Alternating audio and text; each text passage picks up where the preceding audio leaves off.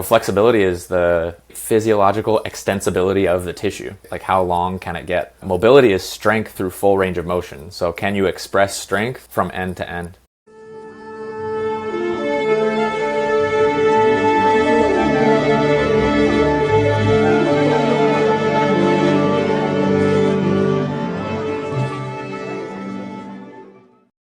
Welcome to Forever White Belt. I'm your host, Adolfo Foronda.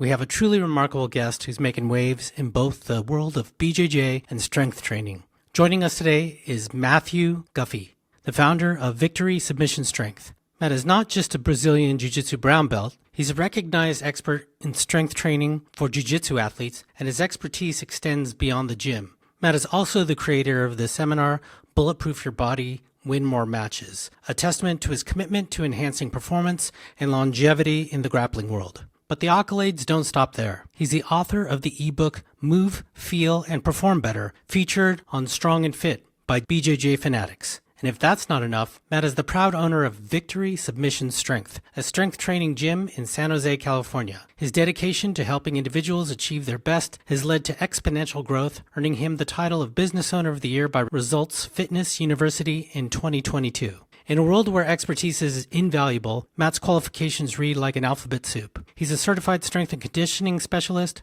certified functional range motion specialist, certified functional strength coach, and a brown belt under the guidance of 12-time world champion Professor Caio Terra. His specialty? Working with grapplers of all sizes, ages, and skill levels. Whether you're new to Jiu-Jitsu or a seasoned practitioner, Matt's insights can help you take your performance to the next level. So if you're seeking to transform your Jiu-Jitsu game, enhance your strength, and fortify your body for both the challenges of the mat and everyday life, you're in for a treat. Get ready to dive into the world of strength training, mobility, and mindset. But before we jump into the conversation, if you're curious about how his strategies can work for you, don't miss the chance to book a free strategy session at Victory Submission Strength today. And with that, I give you Matt Guffey. Matt, welcome to the show, man. Thanks for having me. So Matt, you are a brown belt under the legendary Caio Terra, correct? That is correct. You've been training with Caio for how long now? I started in March of 2016, so 7.5 years, right from the start. I got really lucky. Caio still coaches, and he's not it's not just a name or a talking head. Like, he's on the mats and he's ever present. Let's talk about Victory Submission Strength. What is that? Yeah, so we're a strength and conditioning facility for grapplers. Our goal, our whole mission is just to help jiu-jitsu athletes get stronger, faster, more mobile so that they can stay on the mats, do more of what they love. If they like to compete, to win more matches, that is our mission. Now, have you noticed there's specifics to jiu-jitsu practitioners in terms of that type of sport in general? Globally, no. Good strength training translates really, really well to every sport. But I will say there's one major difference is the mobility portion. We place a much higher emphasis on the mobility portion with jiu-jitsu athletes because we spend a lot of time in weird positions and we spend a lot of time at end range of motion, which is really, really important. Like, if you're not strong at end ranges, then that's where injuries happen. Like I said, we maybe place a bit bigger emphasis on the mobility piece than most other strength and conditioning gyms typically would. Where are you guys in terms of the placement of physical therapy? Are you guys dealing with injuries? Are you doing sort of prehab stuff or all of the above or what? There is some overlap between us and physical therapists. Like, as a preventative measure, people come to us to get stronger so that they don't get hurt. And then if they do get hurt, they typically see an athletic trainer on the mats, right? Somebody that's there in the weeds with them. And then after that, if they're injured and they need assistance, then they go to a physical therapist or a surgeon. Hopefully not a surgeon, but sometimes that happens. Then physical therapy. And then once they get through physical therapy, then they come back to us to help get them not just where they were before, but stronger than they were. You mentioned end of range strength, which I've been really fascinated with. I think Henry Aiken's opened my eyes to that recently, in that people like myself that are flexible and we rely on our flexibility. And he's like, that's all great and everything, Adolfo, but when you get into a tense rolling situation, you tend to, you flex, as you know, and that flexibility kind of goes out the door. Or if you're at this end of range and you're not very strong at that end of range typically. Do you find that to be the case? And if so, how do you address that kind of person? Yes, I think it's really common in jiu-jitsu especially. We get a lot of bendy people, 10th planet especially. That is an advantage in a lot of ways. I think flexibility and mobility kind of get jumbled up and maybe mixed up for a lot of people. Flexibility is the physiological extensibility of the tissue. Like how long can it get? Mobility is strength through full range of motion. So can you express strength from end to end? So as far as addressing that, right, we talk to people about building that strength at end range of motion is going to help prepare you for when you're put there against your will, right? Because we all do at some point. I don't know anybody who's never got submitted. At some point, you're going to be put in a position where your joint can't go any further. And if it hasn't been exposed to high levels of force under control, then you're more susceptible to injury when it's not under your control. And so what we do is we will take people, especially if they're maybe predisposed to, a certain joint injury, like let's say the shoulder. Like we've had somebody come to us and they've dislocated their shoulder several times. They played football growing up, jiu-jitsu, 2 really intense sports. Next thing you know, he's got 2 or 3 dislocations of the shoulder. Okay, so first we need to take them to the end range. Where is the end range for them now? And then we need to expose them to high level force under their control so that if they do get kimura, say, it's not a surprise. And the reason we do that is because human tissue, really any tissue, breaks down when the force exerted upon it exceeds its ability to absorb that force, right? So if you think about just a piece of paper, if I start to tear and I'm not pulling very hard, nothing happens. I pull a little bit harder, maybe nothing happens. Pull a little bit harder, next thing you know, tears. Human tissue, same way. Bones, joints, ligaments, muscle, all of that is how that functions. So we're essentially building resiliency in the joint and the muscle and the tendons, the ligaments, all the tissue in there at the end range, at that very edge, so that they don't get hurt. These sort of common injury areas, and you mentioned one of them, the shoulder. We often see also the knee, perhaps lower back, people sore in their psoas area. Is that specific to jiu-jitsu, or is this a misnomer, or what? No, I think that's accurate. I mean, the most common ones are knees and shoulders, and then probably ribs, neck, back. I mean, I saw a graphic not too long ago. It was like common injury sites in jiu-jitsu, and the whole body was lit up with red, and I was like, all right, yeah, that's fair. The most common injury sites are the knee, and then after that, the shoulder. The knee probably accounts for, I'd say, anywhere between a third and a half of most injuries. And I can say anecdotally, that's true as well. Like a lot of the athletes who come through is knee or shoulder. And what is the Bulletproof Seminar? We've been trying to find ways to reach more jiu-jitsu athletes that are not just in my own home gym, because I've been there for 7.5 years, so I know most everybody there. But jiu-jitsu is huge, and especially in the Bay Area, I mean, there's probably, 10 or 15 schools within 5 miles of our gym. And so what we've been trying to do is make our way everywhere from Santa Cruz up to Oakland. Would love to come up to Marin County and share what we know, to try to speak to as many grapplers as we can about how to, the seminar is called Bulletproof Your Body and Win More Matches. And we talk about building strength, building mobility, building power, and kind of how those things work together to make you more resilient. And if you do get injured, how to bounce back quickly after injury.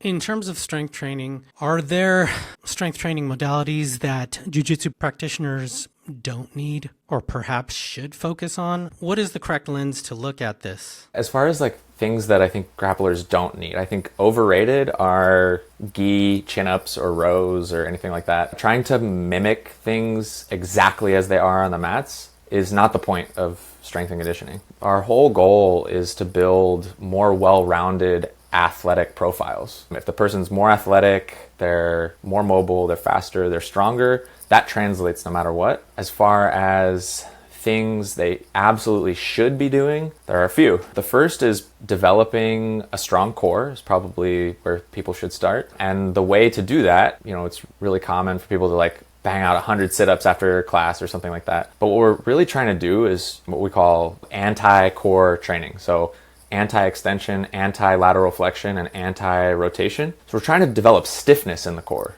And the reason that is because in order to generate any power from the lower body to the upper body, you need stiffness through the midsection. Or if you think about a baseball bat, if you tried to hit a baseball with a pool noodle, the ball wouldn't go anywhere. The ball goes far because the bat is stiff. Likewise, a baseball player swinging the bat, if they have no core stiffness, as they rotate through the swing, all of that energy gets lost on its way to the upper body and the bat. Same thing in jiu-jitsu. If I try to throw somebody, but I'm not tight through the core, it's going to be really difficult for me to get to move them where I want to move them. On the flip side of that, if somebody tries to move me and I'm not stiff through the core, then that is going to be problematic, right? Like I'm not going to be able to bear down and keep myself where I want to be or stymie their attempt at knocking me off balance. So I'd say that's the first place to start. Second is single leg strength. I think is way underrated. If you think about it, we walk one leg at a time, we run one leg at a time. Everything we do is pretty much one leg at a time. When we pass the guard, we're very rarely with both feet planted 50-50. If you're standing there like that, you're probably getting taken down. We're constantly shifting our weight from side to side. And so developing strength on one leg has been the biggest game changer for a lot of people in our gym. They come back and they're like, I used to just deadlift and squat, all bilateral lifts, all 2-leg lifts. And once they started doing real, like true single leg stuff, changed the game, man, because they're way tougher to move, they're way tougher to sweep, they're more comfortable on one leg, their balance is better, their proprioception is better. There are a litany of advantages to training like that. That's interesting. In judo, you often hear, or even striking, the power's in the hips. But what you were describing earlier is that core stiffness also, in addition, is there any truth to that? Absolutely. Yeah. I mean, the hips that is the main driver for sure. Your glutes are the biggest muscles in your body, more or less. So, you're generating a lot of power through the hips, and that is 100% true. But without stiffness in the core, that power gets lost. And that's what I'd like to add to that. How do you think of your clients in terms of different exercises or whatever they may need when it comes to their age, their weight, and their gender? We try to meet everybody where they're at. We go through a pretty extensive assessment protocol. We sit down, we have a conversation with them first. Then, once they're in, they join, then we have them come in for a movement and strength assessment. We move them through, all the mobility stuff. And we look at how each joint moves by itself. We look at how each joint moves in conjunction with the others, through common movement patterns, and then we do some basic strength stuff so that we know exactly where to start their program. We're always looking to meet them where they're at. That's the key, I think, in all of this, regardless of age, weight, gender, whatever. It's finding out what they can do, what they want to do, and then working backwards from there and figuring out what's the next step. Okay. And that's going to change from person to person because, like I said, somebody's going to come in having dislocated their shoulder 3 or 4 times, and somebody else is going to come in and have no pain at all and be like, I'm good. And they can do other things that another person can't. So the key is just finding where they're at, where they want to go, work backwards from there. Just a reminder to please give us a 5-star review on Apple Music and Spotify and become a VIP member for only 99 cents a month. Get ad-free episodes at anchor.fm/foreverwhitebelt/subscribe. And check us out on Instagram at Forever White Belt Show. Go buy your Forever White Belt swag at teespring.com/forever-white-belt. Check us out on YouTube now at Forever White Belt. Finally, if you ever get to beautiful Northern California, please come roll with us at North Bay Jiu-Jitsu in Marin County, just north of San Francisco. They're amazing instructors and everyone there are great people. Mention the podcast and get 2 weeks free. With your sort of evolution into this strength training, how have you adapted your own strength training per your game?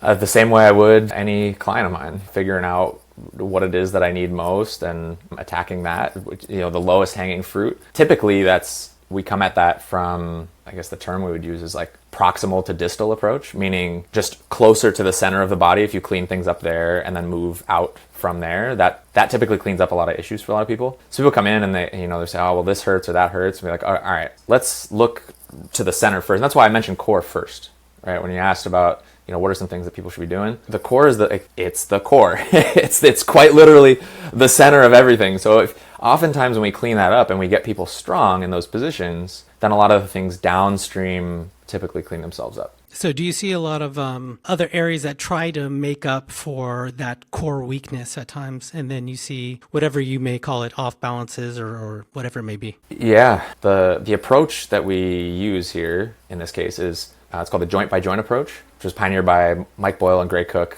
legendary strength coach and physical therapist. And basically what it states is that each joint alternates in function up the chain. So if you start with the big toe needs to be mobile, midfoot needs to be stable, ankle needs to be mobile, knee needs to be stable, hip needs to be mobile, core or low back needs to be stable, upper back mobile, shoulder blade stable, shoulder mobile, elbow stable, wrist mobile, mid hand. So you see what I'm getting at here. So typically if we see somebody comes in and they've got pain somewhere, we look on either side of the chain, be like, okay, if you're feeling low back pain, typically glutes or lack of upper back mobility.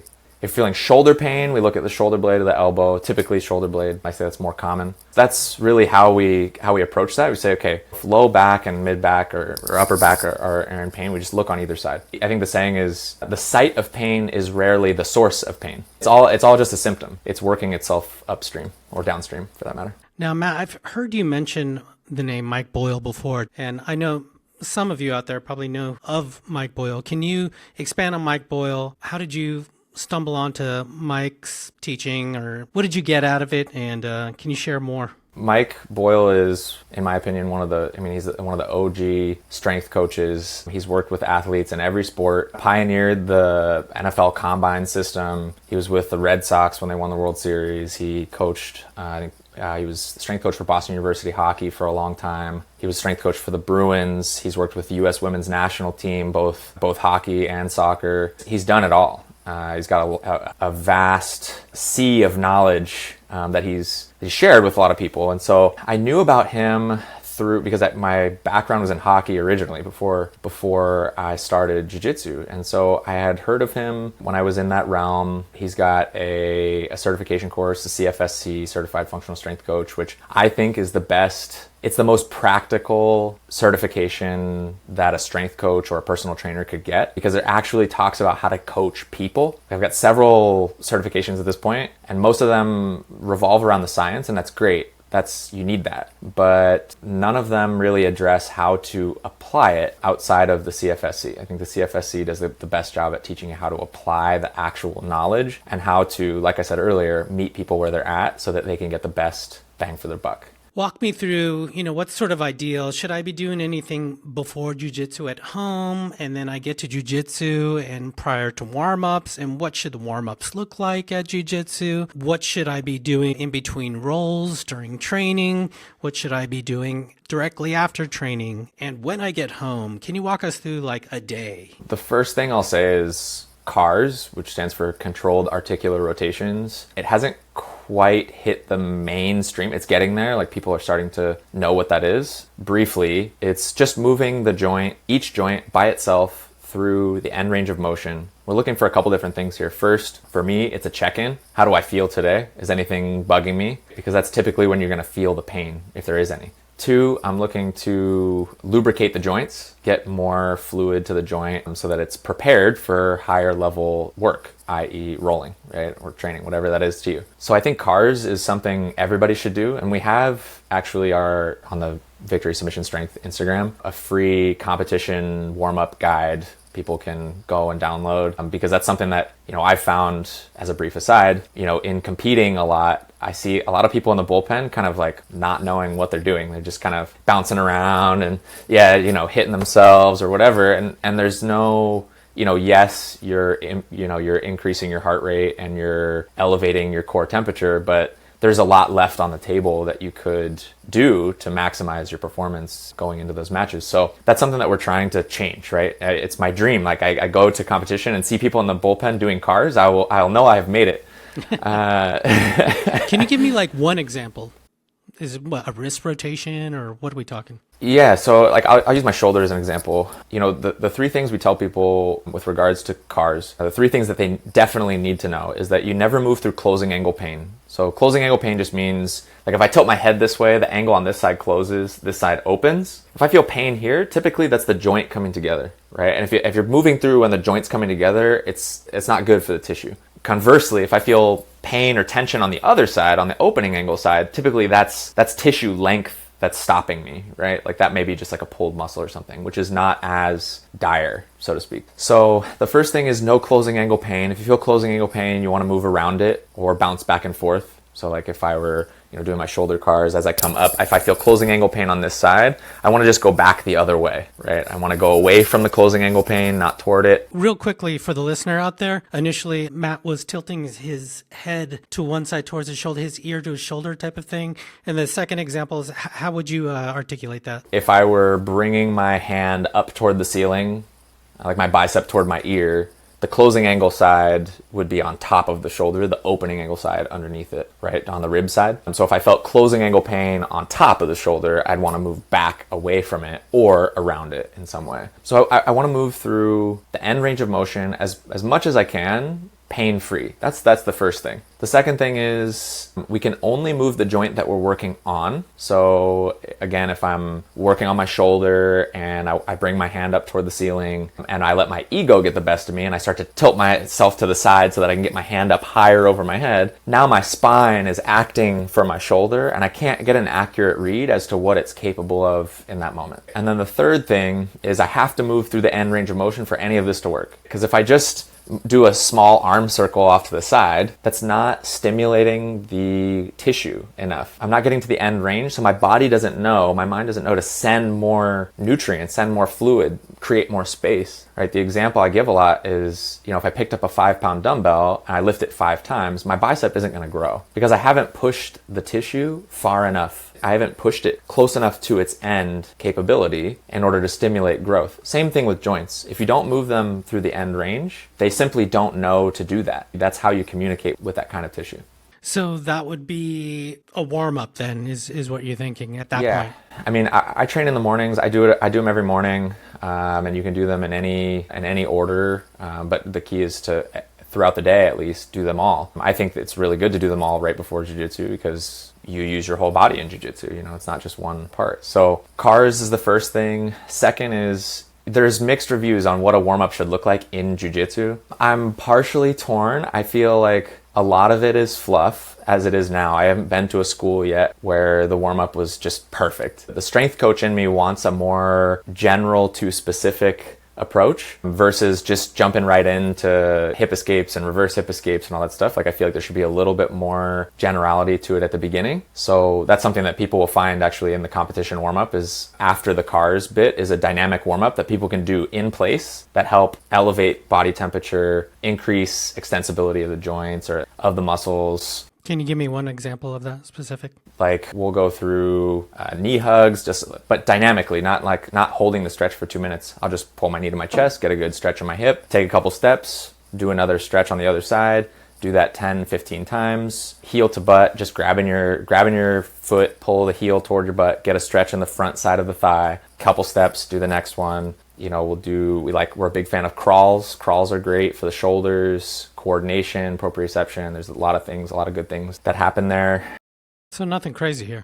Nothing crazy. It doesn't have to be crazy. But I can assure you, if you go through that warm-up, you'll be warm. And you can use the warm-up to build better, like we talked about earlier, athletic profiles, right? I can build better rhythm. I can build better balance. I can build a lot of things on that, and they can be progressed, several times over, depending on the capability of the individual, which is great. And then after you do some general things, then jumping into more specific jiu-jitsu warm-ups, I think that would probably be, in an ideal world, how I would do it. But do we live in an ideal world? I don't know. Right.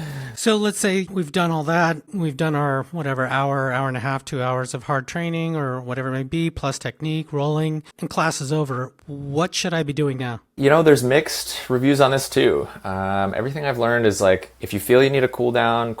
If you don't.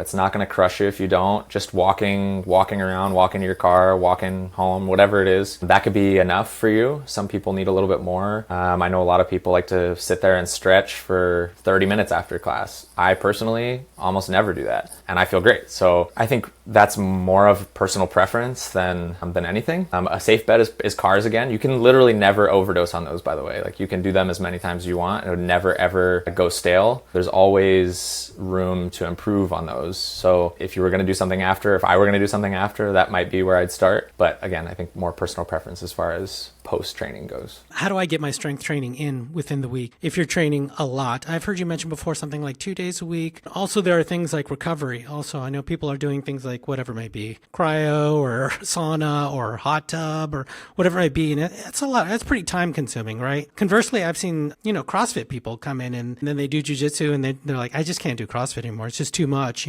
for all of this. Can you touch on that whole sort of thought process? Most important thing for us as strength coaches is minimum effective dose. Can I get the same results doing half the work? And if so, great, I'm going to do that. right? And that's why I think, the way we formulated our program is such that you can get everything in 2 days a week, which leaves you a lot of time to recover, which is great because you're only really as good as your recovery, right? If you train every day, like you just mentioned, the CrossFit guys who come in, they train every day, they go to CrossFit every day. Next thing you know, they're just like burnt out. Like, I can't do both of these things. It's just like, my body does not want any part of this. So training 2 days a week, it's surprising for a lot of people because, we've had plenty of athletes come in, they're like, I want to train 5 days a week. And I'm like, you'll train 2 and it will be fine. I promise. You're going to make plenty of gains. You'll make probably better gains working out 2 days a week than you would 5 because you'll be able to put more into those 2 days. As far as when to do that, that depends on a lot of things. The first is, what's your schedule like, right? Sometimes the optimal time to lift versus train jiu-jitsu isn't possible. I think it's better to lift before jiu-jitsu, but I train at 6:30 in the morning, so I don't want to do that. If I did that, I'd be sacrificing sleep, and sleep is obviously a big part of your recovery. So strength training before jiu-jitsu or jiu-jitsu before strength training, which one would you pick? And the reason I pick strength training before jiu-jitsu, if possible, is because, say I train jiu-jitsu 5 days a week and I strength train twice a week. If I lift after jiu-jitsu, my strength training will typically suffer. I don't have as much energy to put into that. If I lift before jiu-jitsu, maybe 2 days a week, my jiu-jitsu training might suffer, so to speak. I won't have as much energy to put into that. But the other 3 days will be good, right? Because I won't have done anything before. So I had the choice between 2 strong strength training days and 3 strong jiu-jitsu days versus 5 jiu-jitsu days and no strength. I picked the first one. I picked the former. That's kind of the thought process behind that. It's got me thinking of other things too. So on those 2 days when you're strength training, I know it depends, but are you going to failure? I won't say we're never going to failure, but the amount people are going to failure, I think as a whole, is too much right now. Because if you went to failure every time, you would burn out. You just couldn't do it. The way we structure things is, most of our programs are 4 weeks long, and the first week is our deload week. So this is different than most people. The way I grew up was deload week is the last week. It's like you go really hard and then you have an easy week. Well, we do the deload week at the beginning because that's our teaching week. That's new movements, new patterns. We're introducing maybe a different modality or something is new. We're not going to go really hard with that because they haven't learned it yet. So we go pretty light on week 1. We're aiming for like 7 out of 10 intensity. Just intense enough to get a stimulation, but not intense enough to really burn them. Week 2, we add volume. And so we're doing a little bit more. That's probably the toughest week, mentally speaking, is week 2 because it's more volume. It's still pretty high. Still fairly high reps, but one more set on top of everything. And we're aiming for 8s out of 10s. And then week 3, we lower the volume, increase the weight, and we're aiming for 9s out of 10s. And then week 4, we call it send it week. We're aiming for 10 out of 10. You should have nothing left in the tank on each set. And then we make a new program and come back to that deload week, let them recover, right? Cycle. Yeah, exactly. And so people have seen really, really good results on just 2 days a week, and it blows their mind when they realize how little they have to do to get the result they want. And then in terms of like a duration time, what are we talking here? 60 to 90 minutes, depending. I should say per lift. So we're talking 2 to 3 hours a week. If you do the math, it's really not a lot. I mean, it's a percent or two, like of the 168 that you've got. So like I said, that it blows people's mind when we're like, yeah, you only have to do this a little bit and it will change your life. Now, are you seeing like all types of people do this? High-end athletes to the general practitioner, or?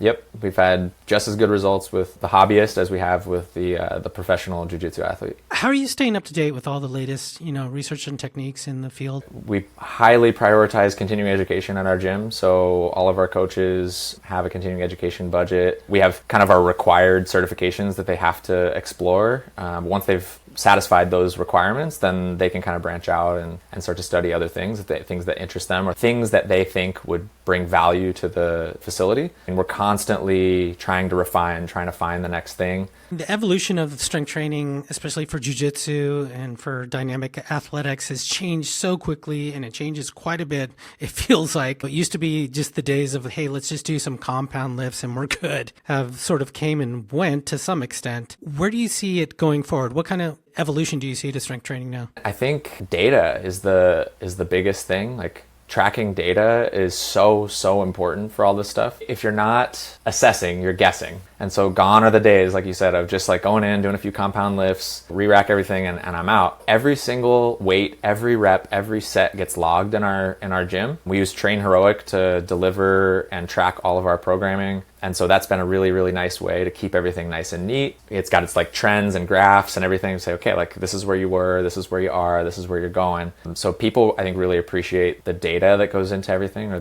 how much time we spend sifting through the data and figuring out, okay, what's the right course of action here? So I think that's really the next big thing in jiu-jitsu, because I think as a whole, jiu-jitsu is behind. It's not a big budget sport. And that's something that, I have the luxury of having come from the hockey background. Like I worked for the Sharks for a long time, and I played hockey growing up, and I played into college. And so I've seen the amount of money that a lot of these clubs pour into these massive investments, right? Like you look at the average NHL game, and these are still, as far as like the big four sports go, lower paid athletes, but they're $10-15 million assets per year. We're talking like some of these guys are signing $100 million contracts for 10 years. And so if I were an owner, I would put a lot of money into trying to keep that $100 million investment on the ice as long as I could. And in jiu-jitsu, we don't have that. But our goal is to change the way grapplers approach strength training from I guess we'll call it like a big budget sport point of view. Now, for the younger people out there that are getting out of, high school, college, and they want to go into this field, what kind of advice do you have for them? I know you guys have an internship program. Not everyone gets in, so perhaps for those people who can't, can you touch on actually both? Yep. Our internship program is an 8-week program. We teach everything from how to cue our most core fundamental movement patterns. We teach how to program. We teach sales. We teach the FRC lens, which is that CARS assessment that we were talking about earlier. We teach about the FMS lens, it's another assessment that we use. We teach how to combine those things, how to look at somebody, how to look through all that data and create something that's gonna, like we talked about, meet them where they're at. We teach them people skills. We teach, how to speak, how to stand, all the posture, all the things that go into really creating a very high level experience for the people who come through our gym. That being said, if I had any advice for young people looking to get into strength coaching, just ask, reach out. I haven't met a single strength coach that wasn't happy to share everything they know. So reach out, ask, DM us, text, whatever, email. That was the advice that was given to me, and I was really fortunate I reached out, and on several occasions I've talked to what I would consider titans in the field, and they're like so personable and just really giving. So I think that's really the hurdle that a lot of people have to overcome, is just ask. Like we're happy to talk. So let's talk about your media a little bit here. First of all, I saw something called Results Fitness Inner Circle. What is that? Yeah, so I'm actually part of a business coaching group. I've got to really credit that group with a lot of the growth that we've experienced over the last couple years. So Results Fitness, it's a business coaching group. It's a lot of gym owners from, I believe it's international. Most of the people there are here in the States, but all across the States. Like we got people as far away as Boston and Florida, and who come together. We have monthly calls with our business coaches, the two owners of it, Alan and Rachel Cosgrove. They run in that Mike Boyle circle, like they're in that kind of thread. So you have a lot of like-minded people, but everybody's got their own way, right? Like there's more than one way to skin a cat. So we have our monthly meetings, and then three times a year we meet in person for a couple days at a time, and we sit down and just talk about what's working, what's not working, how to get over certain hurdles. And the beauty of that group is, well, first I'll say Alan and Rachel have been running a gym for 20 some years and running it really well. They've got proven results, and they're still doing it. It's not like they just did it and then they quit and then they're just teaching people what they did 20 years ago. It's like they're doing it today and they're in the thick of things with you. So that's the first thing. The second is the entire life cycle of a gym is represented in that room. So when I first joined, we were the youngest gym, so to speak. We'd only been around for a year or so, versus, there are people in that room who've got multiple locations, some who are buying buildings, some who are selling their businesses, and everything in between, every size you could imagine. And so not only do I get to hear them talk about their problems, things that they're coming up against, and prepare for it myself, but if I ever have a problem, they're like, yep, seen that, this is what you do. And I get to skip a lot of the heartache that comes along with owning a business and doing something on your own, right? I guess in that case, I'm not on my own, right? Because I've got a team. Have you always had this like entrepreneurial streak about you and this curiosity and this constant quest for like self-improvement and investing in yourself? Yeah, I have. I've always felt like I wanted to work for myself. I feel like I know me better than anybody else knows me. And that's not to say I'm afraid of getting help. It's not to say I'm afraid of like hiring coaches or asking people to help me. But I've always known I could never work at a desk. And it's no disrespect to anybody who can or does. It's for some people, it's not for others. It wasn't for me. You know, when I moved out to San Jose, I worked for the Sharks, but I also had a private skating and coaching business on the side. And so I was teaching, puck skills and skating skills, on my own. I had a mentor there who helped me a lot and, kind of gave me a platform and helped me grow that business. And then when COVID hit and I made the transition to strength and conditioning, I was like, this is it. I love what I'm doing. I'm where I'm supposed to be. I'm going to grow this thing and I'm going to help as many people as I can on the way. And I'll never forget, actually, my dad told me this because he and my mom own their own business. They still do, and they're actually getting ready to sell it. But I can remember my dad telling me that the underwriters, the loan officers, the people involved in them getting the money to create the business really did everything they could to talk them out of it. And they did that for a couple of reasons. I think the most important of which is just to see if they were really in it. Like, are we gonna give these people this money? Do they really care about it, or are they just gonna piss it away? And so I remember my dad telling me that they tried to talk them out of it, and they just kept coming back and being like, no, we're gonna do this and we're gonna do that. And they're like, well, what if this happens? Like, it doesn't matter, we're gonna do this. And so what he said to me was, I don't care if I fail, because if I fail, I'm just gonna do it again. Like, I'm just gonna do it again until it works. He told me that at a young age, and it really always stuck with me. And I was like, yeah, okay, like that's a good idea. If I fail, I could just do it again. And I think I'm actually finally starting to learn that in my own jiu-jitsu career, right? Where I'm like competing a lot more now. And I competed a fair amount at white and blue, and not so much at purple because of COVID and various injuries that had kind of stacked up. But at brown belt, I'm finally learning it. I'm like, if I fail, it's okay. I just get up and I go to the next one and I try it again, and I'll try it again, and I'll try it again until it works. That's interesting, because a lot of that is data gathering too, right? All that Exactly. that you mentioned earlier. 100%. Like I try to use both on the business side of things and the jiu-jitsu side of things. All experiences are just data. Did it work? Yes. Do it again. Did it not work? No. Change it. Make it work. Let's talk about the ebooks. You can clarify this for me. There's a Strong and Fit ebook, I believe. And then on BJJ Fanatics, it's an ebook as well. It's called Move, Feel, and Perform Better. Yep. The Move, Feel, Perform Better ebook is on Strong and Fit and BJJ Fanatics. Strong and Fit is just BJJ Fanatics, their strength and conditioning subsidiary. So they're sister sites. So Move, Feel, Perform Better is the ebook. It's in PDF format. There are videos for all of the exercises. It's a 12-week program, 3 phases, walk everybody through piece by piece. So super simple. It was originally made for Strong and Fit so that it would be more a gen pop thing, but like I said, building an athletic profile translates across sports, across, all different kinds of hobbies or whatever it is that you do. So it's good for jiu-jitsu athletes as well. There's, that's something that they can use. It's definitely a solid resource. It's going to take into account a lot of the principles that we talked about today, especially the single leg and the core stuff. That all of that's really, really present. And like I said, it doesn't matter what your thing is. If it's jiu-jitsu, great. If it's playing with your kids, it'll also work for that.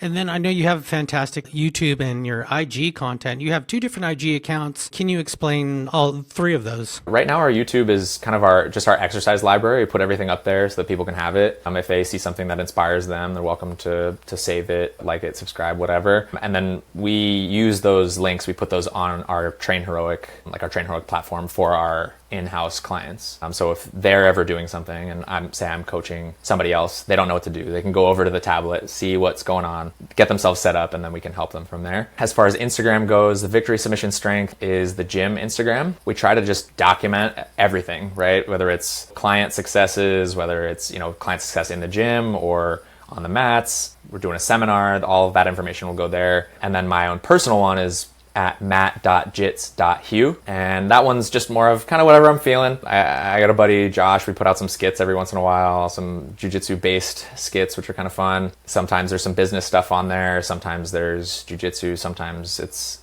just kind of a random assortment of whatever I'm feeling at the moment. Coaching stuff is all there. I'm active on both. If people have questions, they can reach out to either one. And Matt, how'd you learn to tie your belt? I can remember my first day of jiu-jitsu. I'll never forget it. One of my trainees, he's still still my training partner, John Kaharian, gave me a gi in his, because there was no like loaner gis or anything. So I showed up and it was 6:30 in the morning, and he was like, I got an extra one in my car, and I was like, all right, cool. So he let me have that, and then I bled all over it. So he was like, you can just keep that one. Of course. I don't know if it's common, but it was like kind of a rougher material, and we were doing like a bunch of stuff. We were like up and down on our knees a bunch. I looked down at my knees, and my knees are all bloody. I was like, man, that sucks. So he gave me my first gi, and then I think they did have a loaner belt or something, and a guy named Bruce Nardone taught me how to tie it. And then the whole rest of the day I was like tying it at home, like tying it, untying it, just like, I'm not gonna forget this, like I have to know. The dilemma of the belt tie. Yes. Yeah, exactly. Now I've since switched to, I think it's like a judo tie or whatever. I think I do that too. Yeah, I like that one. It stays neat longer, I think. Matt, was there anything else that we didn't cover that you wanted to touch on? If you're in the Bay Area, come check out one of the seminars. Those have been so fun for us. The seminar itself, or the talk itself, is 45 minutes to an hour long, and then we typically have an open mat afterwards. Those have been really fun for me, because it's great to not just get out there and talk about how to improve your jiu-jitsu and longevity in the sport, but also to just roll with people that I don't typically roll with. Like, I find that that's really, well, it's just super fun. On a certain level, it builds some credibility, right? I'm not just a talking head. I'm not just like on Instagram talking to you, saying, hey, you should do this. I get out there and like, I live what you live. We have a really strong bond and shared experience, and it's really cool to share that with people, especially ones that I don't typically get a chance to hang out with. I love this trend of seminars diverging a little bit from just straight techniques in jiu-jitsu, that we can get other really important information. I really think that's a great offering for everyone. Yeah, thanks. Jiu-jitsu athletes are our target market, and so I wanted to speak to them in a way that they understand, right? And so I had to look at like, how are other people in this realm, getting in front of this group? And seminars tend to be, probably the most prevalent way for experts in the field, most of whom are black belts who, have won several titles or whatever it is, to try to get out their information, to get it in front of people so that they buy their instructionals and learn more from them. And so that was the approach that we took, really, was like, okay, well, let's meet them where they're at, right? We talked about that earlier. Meet them where they're at, talk to them the way they know how to be talked to or how to communicate. And it's been super helpful. I mean, I think at this point we've been to, 8 or 9 gyms from Santa Cruz up to Oakland. The plan is to do 15 or so a year. So we've got one coming up at 10th Planet, Daly City, late September, I think September 24th. I'm not sure, but check our Instagram. And then Roots in Fremont or Union City. But we're always looking for other gyms. Anybody who wants to teach their people or thinks that this would be valuable for their members, we're happy to share it, happy to travel, love doing it. Matt, where can we get more information about you and everything you're up to? You can reach out to me on my personal Instagram, which is @matt.jits.hew. That's HEW at the end. Happy to chat with anybody who's got questions. That's totally fine. For the gym, it's @VictorySubmissionStrength on Instagram. And then our website is victorysubmissionstrength.com. All right, you guys, this is another week of Forever White Belt. Thank you for watching and viewing out there and listening. I am Adolfo Foronda, your host, and we will see you next time. Give us a subscribe, thumbs up, 5 stars everywhere. And Matt, thank you again so much for your time. I really appreciate it, man. Thanks so much for having me. All right, take care, guys. See ya.